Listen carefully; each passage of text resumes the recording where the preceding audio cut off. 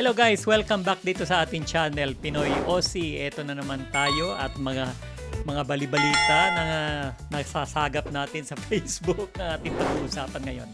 Okay, so meron kasing mga balita ngayon sa Pilipinas. Well, nakakabahala talaga siya. Kasi kung naalala ninyo, meron tayong witness dati sa Senado doon sa hearing ng flood control na naalala ninyo yung ex-marine na si Orly Gutesa. Si Orly Gutesa, siya lamang ang nagsabi among all the witnesses doon sa Senado, siya lamang ang nagsabi na sila mismo ang kumuha ng pera galing doon sa mga engineers, tapos dinala nila dito sa bahay ni Saldico doon sa Pasig. 'Di ba? Na kung saan tinanggap ito ng dalawang reception doon sa Pasig. Tapos nire-repack nila yung pera, inaano nila yung mga pera, nilalagay uli sa mga bags. Tapos dinadala yung pera doon sa may Shangri-La, doon naman sa unit ni Saldico. So ito yung Marine Sergeant Orly Gutesa, na siya lamang sa lahat ng mga witnesses, siya lamang itong nagsabi ng ganun. Siya talaga ang nakakakita. Pagkatapos, ito pa, galing doon kay Saldico, dinadala nila yung pera, papunta naman doon sa bahay ni Martin Romualdez, doon sa may Forbes. O, di ba? So ito ngayon. So ito yung istorya, di ba? Itong si Orly. Okay, now. Ang problema, kung naalala niyo, biglang nawala.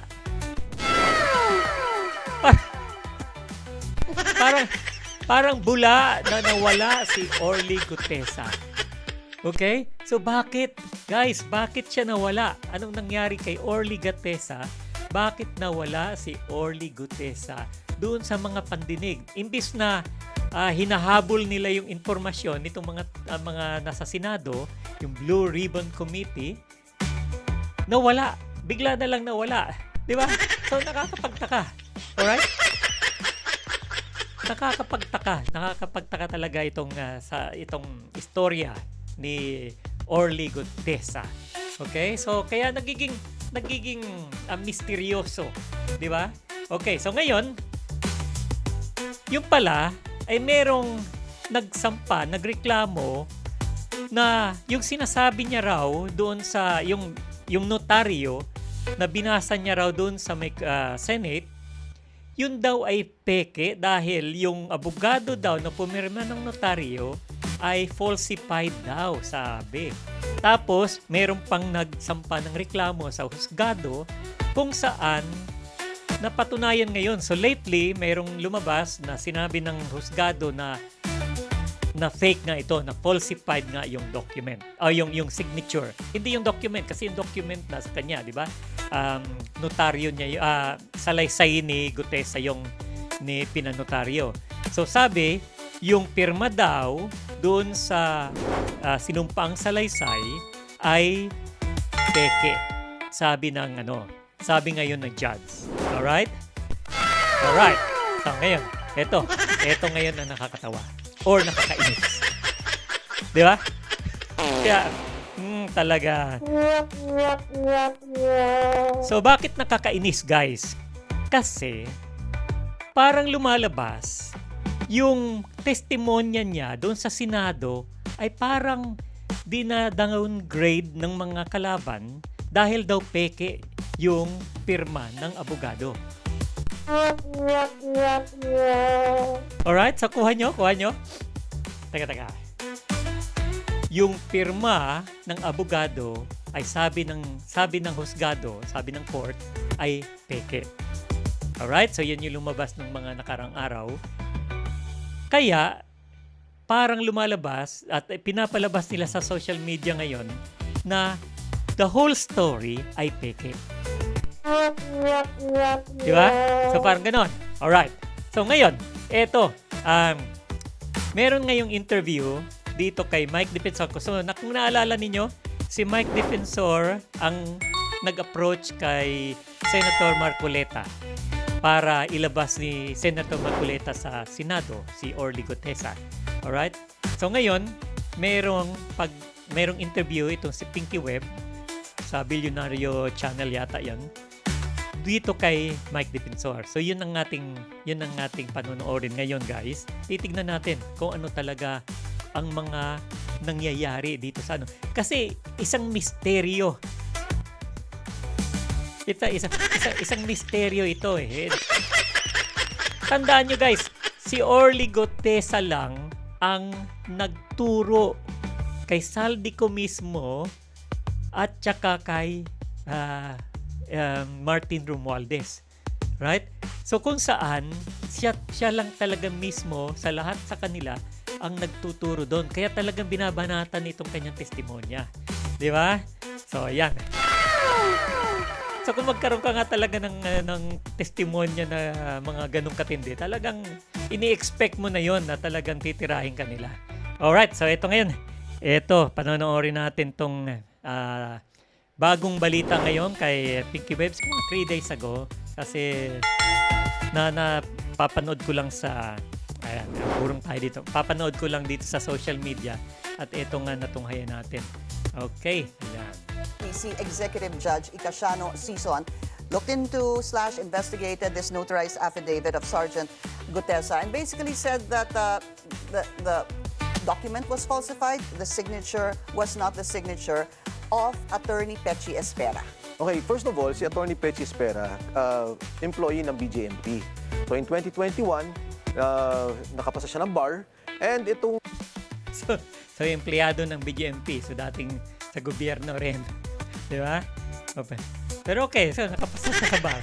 Okay, nakapasa siya sa bar. Alright?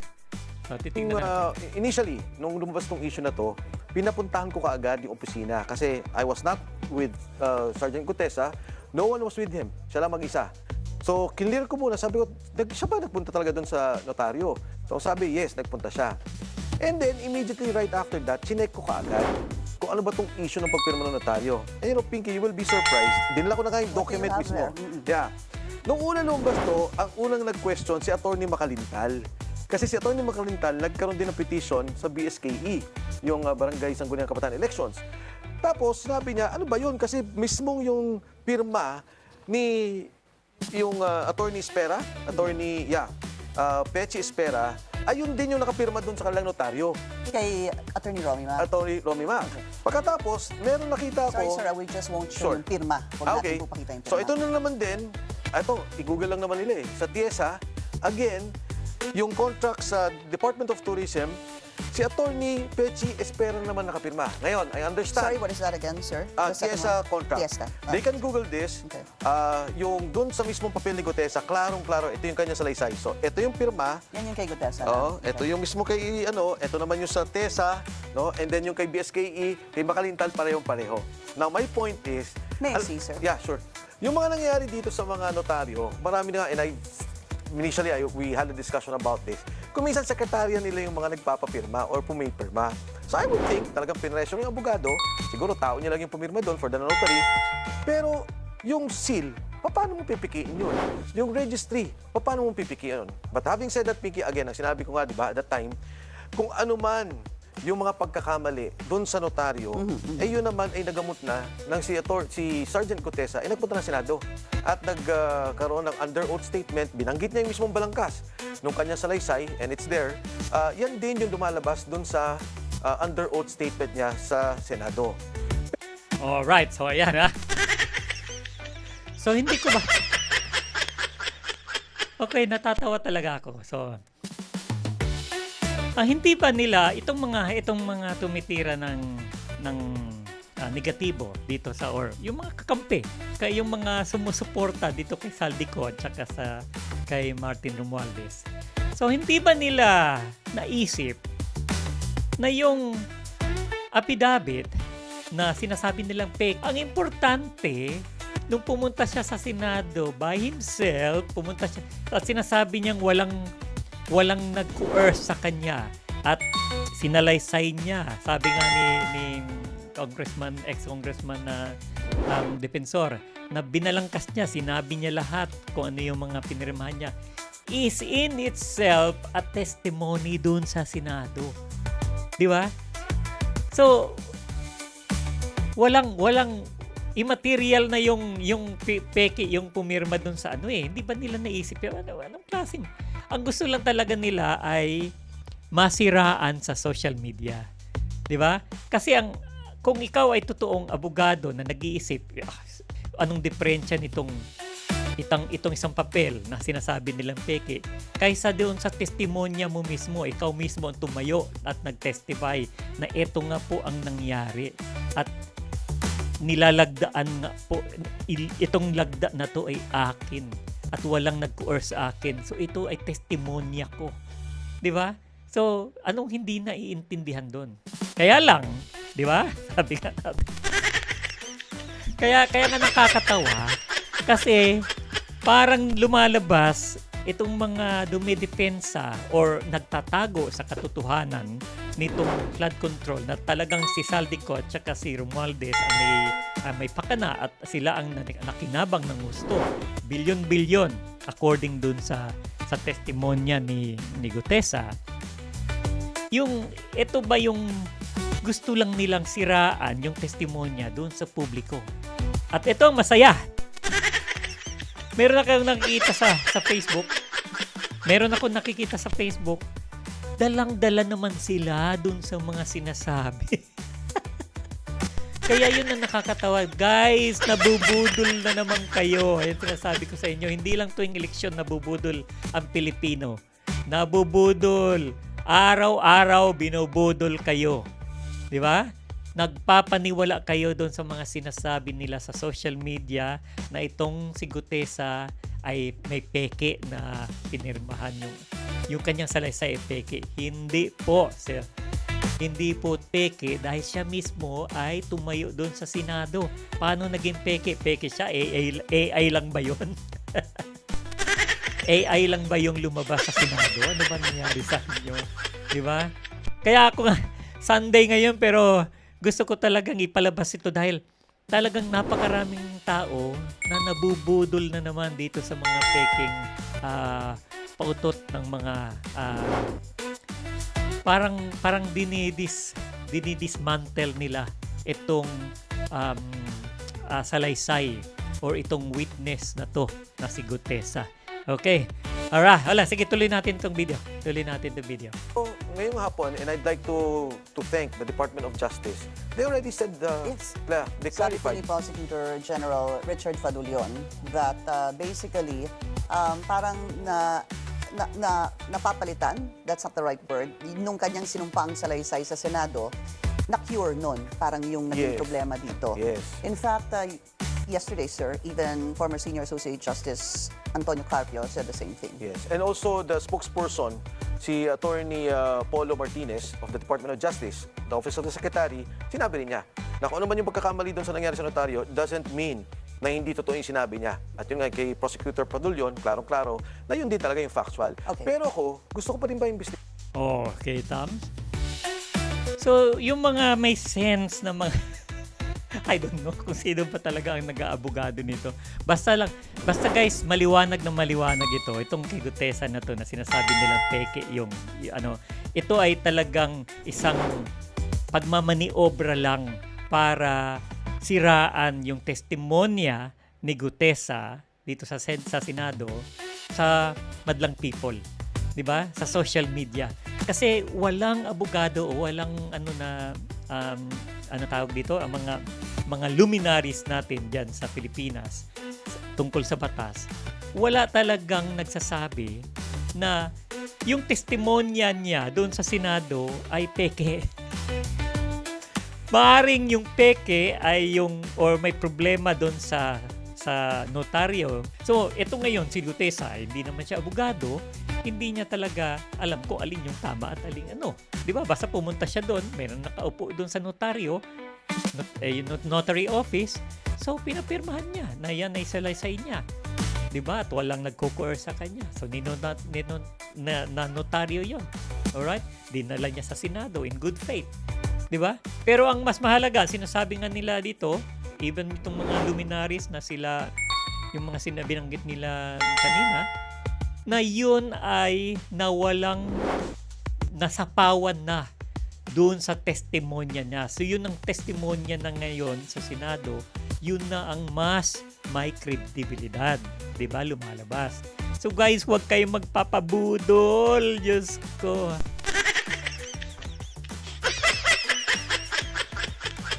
Kaya ang gulo-gulo ng Pilipinas kasi maraming tinatawag natin yung mga kwentong kutsero, kwentong barbero na pinapaniwalaan ninyo. Lalo na itong mga social media ngayon, ang napakadali i-tweak ng mga sabi nito.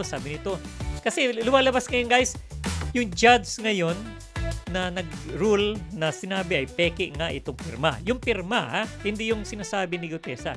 Yung pirma, yung peke. Alright? So, ginagawa nila ngayon sa social media ay sinasabi nila that the whole statement ay peke. Hindi po peke si Gutesa nung nagpunta siya sa Senado. Yung testimonya niya sa kailangan maliwanag to. Kailangan maliwanag na mali. Yung testimonya niya sa Senado ay hindi peke. Hindi po siya AI. Ay, nagko. Hala. Sige, tuloy natin itong usapan nila. Lahan. Kasi Pinky, ang interest ko dyan is to know who is behind the pressure doon sa notaryo to make them say na it's fake, to make them claim in the courts na peke ito. Kasi di ba, it's a way to discredit Sergeant Gutesa. Bakit mo gagawin yung ganun? So gusto ko makita, sino ba tulong nasa likod nito, imbestigahan talaga nila.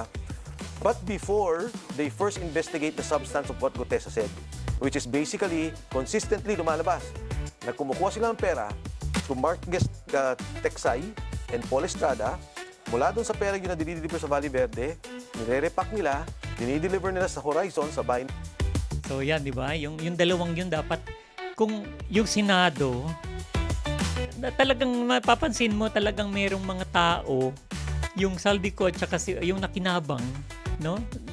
Malamang may nakikinabang talaga dyan sa Senado kung bakit hanggang ngayon hindi pa nila inuungkat itong testimonya ni Gutesa. Diba? Hanggang ngayon wala na. Diba? Ayun na. Di dapat hinabol na nila saan yung Texay, saan yung Mark Texay. Dapat hinabol na nila yun, pinahanap na nila yun ng mga pulis nila. Diba? Saka yung isa, dalawang tao yan eh. So dapat pinahanap na nila, yun ang mga dapat na ano. Kaya nga ko talaga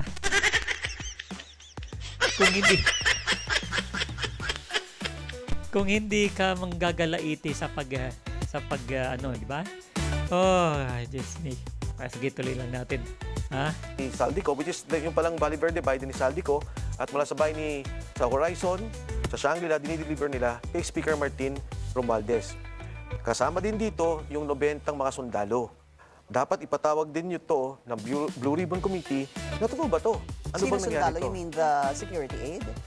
Marami, during the discussion, and in fact, Gutesa mentioned this in his affidavit, there are about 90 of them that are serving as security personnel. On a cycle, no? On Parang on cycle. shift. Malamang napakaraming nagtatrabaho doon. Biro mo, hakutin yung bilyon-bilyong pera. Cash. Di ba tonelada, ang 1 billion daw is 1 ton ang bigat. Alright? So lumalabas ngayon, tonelada, so napakarami tao talagang kailangan. Hindi kaya ni Saldico yung mag-isa. Alright? Hindi naman yun online.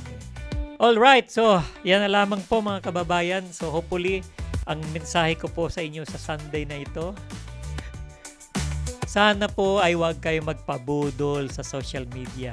Tignan nyo pong mabuti kasi marami sinasabi, ay naku, peke talaga to si Gutesa dahil sinabi na ng korte. Hindi po peke yung pagpunta ni Gutesa sa Senado. At doon sinalaysay niya at kayo mismo ay witness via live television na sinabi niya yung istorya doon. At yun ay totoo para sa kanya. Diba? At sa lahat ng mga nakikinig. Lahat ng nag-witness doon. Alright, mga kababayan, eto na po. Si Pinoy Aussie ulit. I'll see you later. Okay, bye-bye!